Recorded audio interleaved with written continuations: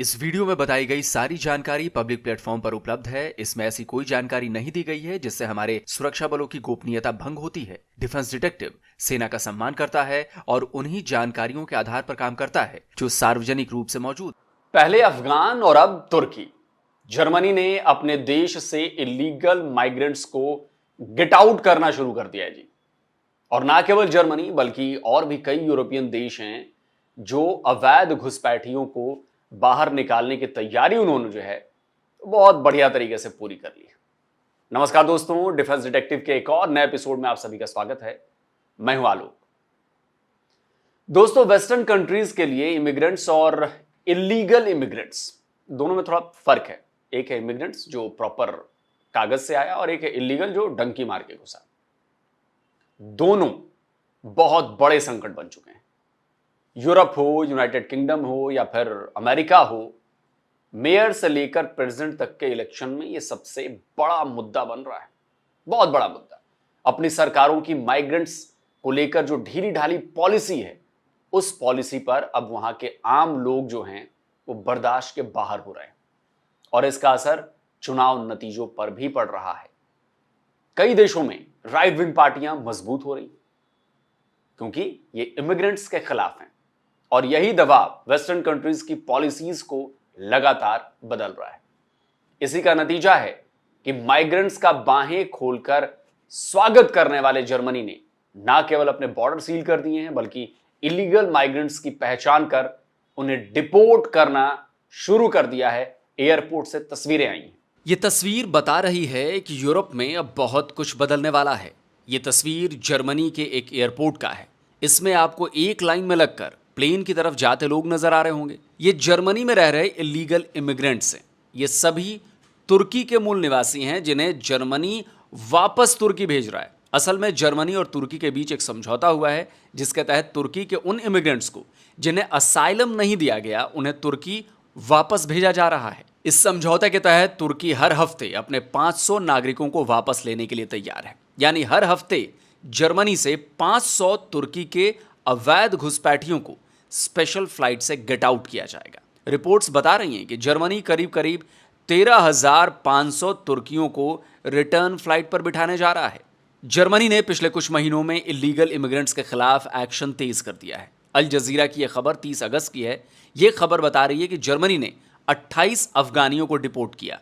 और जर्मनी ने इन अफगानियों को अपने देश से निकाला क्यों? असल में जर्मनी ने सोलिंगन में हुए नाइफ अटैक के बाद देश में सिक्योरिटी बढ़ाने का फैसला किया है। इसी फैसले के तहत उन माइग्रेंट्स पर भी एक्शन लिए जा रहे हैं जो क्राइम में इन्वॉल्व रहते हैं। इन्हीं में से इन 28 अफगानी माइग्रेंट्स को भी काबुल की फ्लाइट पर बिठा दिया गया था। और इसका असर देखिए कि जर्मनी के पड़ोसी देश ऑस्ट्रिया ने भी अपने यहां से क्रिमिनल रिकॉर्ड वाले अफगानियों और सीरियाई लोगों को बाहर निकालने का फैसला कर लिया है। जर्मनी लगातार अपनी माइग्रेशन पॉलिसी को बदल रहा है। वो अवैध घुसपैठियों के खिलाफ कार्रवाई तो कर ही रहा है, इसके साथ साथ अपने बॉर्डर पर सिक्योरिटी को भी जबरदस्त तरीके से उसने बढ़ा दिया है। उसके इस कदम पर ईयू से लेकर उसके पड़ोसी देश तक सभी विरोध कर रहे हैं। लेकिन जर्मनी अब यह समझ चुका है कि बिना सख्ती के वो सुरसा के मुंह के जैसी विकराल होती माइग्रेंट्स क्राइसिस से लड़ नहीं पाएगा, हार जाएगा, तबाह हो जाएगा, बर्बाद हो जाएगा। पिछले महीने 16 सितंबर को जर्मनी ने बेल्जियम, हॉलैंड, लग्जमबर्ग, फ्रांस और डेनमार्क के बॉर्डर पर चेकिंग बढ़ा दी। इससे पहले उसने 2023 के अक्टूबर से यह चेकिंग पोलैंड, ऑस्ट्रिया, चेक रिपब्लिक और स्विट्जरलैंड के बॉर्डर पर लागू कर चुका था। जर्मनी के बॉर्डर कंट्रोल के फैसले पर उसके पड़ोसी देश भड़क गए थे। फैसला वापस लेने का प्रेशर बनाया, लेकिन जर्मनी पीछे नहीं हटा। और ये आज की खबर है कि जर्मनी ने इस बॉर्डर कंट्रोल को और बढ़ाने का फैसला किया है। बेसिकली जर्मनी ने ना केवल क्रॉस बॉर्डर क्राइम को बल्कि इस्लामिक एक्सट्रीमिस्ट टेररिज्म को कंट्रोल करने के लिए अपने बॉर्डर पर एंट्री सख्त की है। इतना ही नहीं, जर्मनी भी अब उन रास्तों की तलाश में जुटा है जो उसकी माइग्रेशन पॉलिसी से लड़ने में मदद कर सके। और गजब की बात यह कि इन रास्तों में एक रास्ता वो भी है जो यूनाइटेड किंगडम यानी कि ब्रिटेन ने अपनाया है। याद है ना आपको, रवांडा प्लान। यूनाइटेड किंगडम ने उन माइग्रेंट्स को रवांडा भेजने का फैसला किया है जिन्हें ब्रिटेन में असाइलम नहीं दिया गया। उसके लिए यूके ने रवांडा गवर्नमेंट से डील की है और अरबों रुपए खर्च कर रवांडा में इन माइग्रेंट्स के लिए होटल्स, हॉस्टल्स और दूसरी फैसिलिटीज तैयार करवाई हैं। जर्मनी में भी ऐसे प्लान की मांग जोर पकड़ रही है। खुद जर्मनी के माइग्रेशन कमिश्नर ने रवांडा प्लान का प्रपोजल दिया है। इस बीच कट्टरपंथी मुसलमानों को अपने देश में घुसने से रोकने के लिए जर्मनी एक और बड़ा कदम उठाने की तैयारी में है। खबरें आ रही हैं कि जर्मनी सोशल मीडिया पर फिलिस्तीन को सपोर्ट करने वाले नारे लिखने वाले असाइलम सीकर्स को नागरिकता नहीं देगा। यानी वो लोग जो चाहते तो हैं जर्मनी की सिटीजनशिप, लेकिन फिलिस्तीन के लिए फ्रॉम द रिवर टू सी वाले नारे लिखते हैं, पोस्ट करते हैं, कमेंट करते हैं, उन्हें लाइक करते हैं, उन लोगों को जर्मनी उल्टे पांव वापस भगाने की तैयारी कर रहा है। जर्मनी के अलावा यूरोप के और कई देश हैं जिन्होंने इलीगल इमिग्रेंट्स के खिलाफ एक्शन लेना शुरू कर दिया है। इसमें इटली भी है, पोलैंड भी है, हंगरी भी है और कई देश इसमें एक्शन लेने वाले हैं। मैंने आपको बताया था कि हंगरी ने ईयू की इमिग्रेशन पॉलिसी के खिलाफ बिगुल फूंक दिया है। उसने ऐलान कर दिया है कि ईयू अगर उस पर प्रेशर बनाएगा तो वो अपने यहां से माइग्रेंट्स को बसों में भर भर कर ईयू के हेडक्वार्टर ब्रसल्स भेज देगा। हंगरी के प्रीमियर विक्टर ऑर्बान बार बार अपनी इस धमकी को दोहरा रहे हैं। इससे साफ है कि ईयू में माइग्रेंट्स को लेकर जबरदस्त घमासान मचा हुआ है। इस वीडियो को देखिए, ये पोलैंड बॉर्डर की तस्वीरें हैं। पोलैंड ने इलीगल इमिग्रेंट्स को रोकने के लिए अपने बॉर्डर पर फेंसिंग की हुई है और देखिए कि दूसरी तरफ जमा इमिग्रेंट्स कैसे बाढ़ को काटने और तोड़ने की कोशिश कर रहे हैं। ऐसे ही खतरनाक घुसपैठियों से निपटने के लिए पोलैंड ने फायर आर्म्स बिल पास किया है। असल में इसी साल जून में अवैध घुसपैठ को रोकने के दौरान एक इलीगल माइग्रेंट ने पोलैंड के एक फौजी को चाकू मार दिया था, जिससे उसकी जान चली गई थी।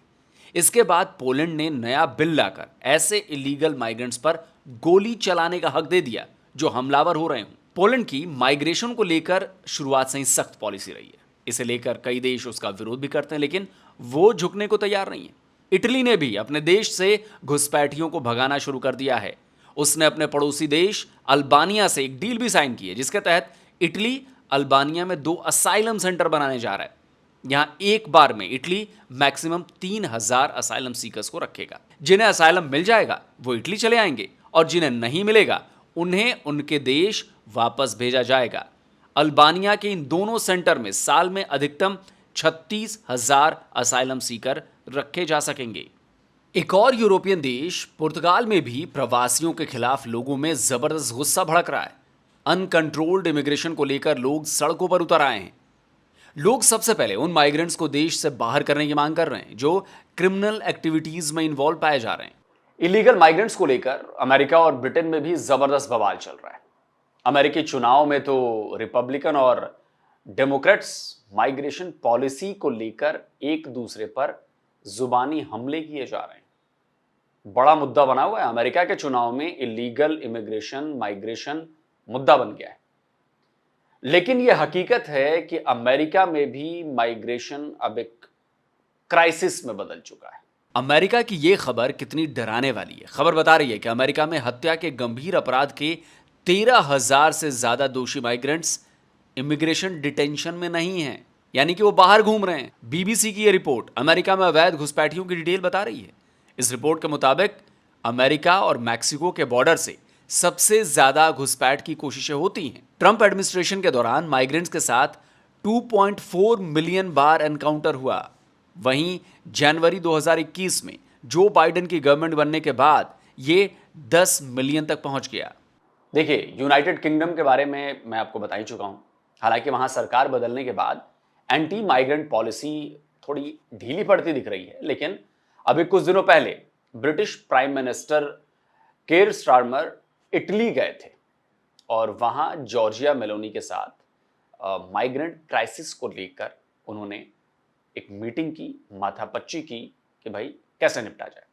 असल में आप कितने भी लिबरल क्यों ना हो, लेकिन अगर आप अपने देश को बचाना चाहेंगे तो आप किसी भी हालत में इतने सारे माइग्रेंट्स और इलीगल माइग्रेंट्स को अपने देश में पनाह नहीं दे सकते।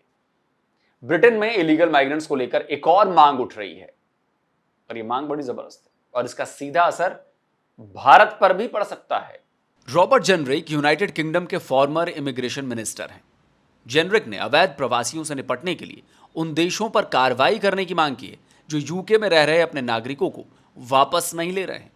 जेनरिक ने ऐसे देशों को यूके का वीज़ा नहीं देने की मांग की है।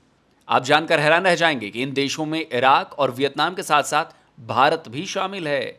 बताया जा रहा है कि करीब 1 लाख भारतीय अवैध रूप से यूके में रह रहे हैं और हर साल भारत से यूके के वीज़ा के लिए 2.5 लाख एप्लीकेशंस आती हैं। वाशिंगटन पोस्ट की एक खबर बता रही है कि अमेरिका आने वाले अवैध घुसपैठियों में भारतीयों की संख्या भी अच्छी खासी होती है। डंकी रूट से या फिर बोट के रास्ते यूनाइटेड किंगडम पहुंचने वाले भारतीयों की संख्या 2022 की तुलना में 2023 में 60% तक बढ़ गई। तो भाई भारत के लिए भी ये किसी भी लिहाज से अच्छी खबर नहीं है। भारत सरकार को इस पर ध्यान देने की जरूरत है।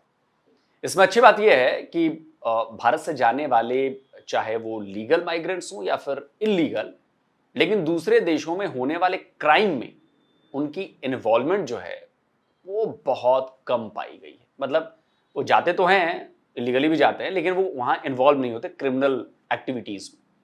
लेकिन देखिए, जो भी हो, अगर भारत के लोगों का भी अवैध रूप से दूसरे देशों में उनको जाना पड़ रहा है तो ये चिंता की बात है।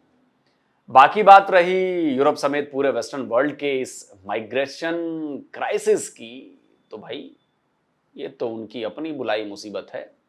सब कुछ देखते हुए समझते हुए भी आंखें मूंदे रखने का नतीजा है जो उन्हें आज क्राइसिस लग रही है।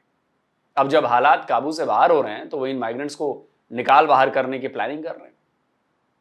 अब जब ऐसा होगा तो बवाल भी होना तय है, और बवाल तो होने शुरू हो गए हैं। लेकिन कुल मिलाकर बात यह है कि इन इलीगल इमिग्रेंट्स में 99% मुसलमान हैं और मुसलमानों को ही टारगेट किया जा रहा है। भैया, आप जहां से आए हो वहां जाओ, यहां हमारे देश में आके कूड़ा कचरा मत फैलाओ, गंदगी मत फैलाओ, क्राइम मत करो, क्योंकि क्राइम के डेटा भी जो हैं वो सब इनके खिलाफ है। तो दोस्तों, आप क्या कहते हैं इस वीडियो पर? कमेंट जरूर करिए और इस वीडियो को ज्यादा से ज्यादा लाइक करिए, शेयर कीजिए, और साथ में ये मत भूलिए कि भारतीय होने पर आपको प्राउड हो। ये टी शर्ट है, हमारे कलेक्शन में नया आया है, तो अगर आप भी ऐसी टी शर्ट चाहते हैं जैसे मैंने पहन रखी है तो डिस्क्रिप्शन बॉक्स में इसका लिंक है, उस लिंक पर जाकर क्लिक करें और टी शर्ट मंगा लें। बाकी जिन दोस्तों ने अभी तक डिफेंस डिटेक्टिव को सब्सक्राइब नहीं किया है तो भाई चैनल सब्सक्राइब करिए और साथ में बेल आइकन जरूर दबाइए भाई, वरना हमारे द्वारा अपलोड किए गए वीडियो की नोटिफिकेशन आप तक नहीं पहुंचे। तो जल्दी मिलता हूं एक और नए वीडियो के साथ।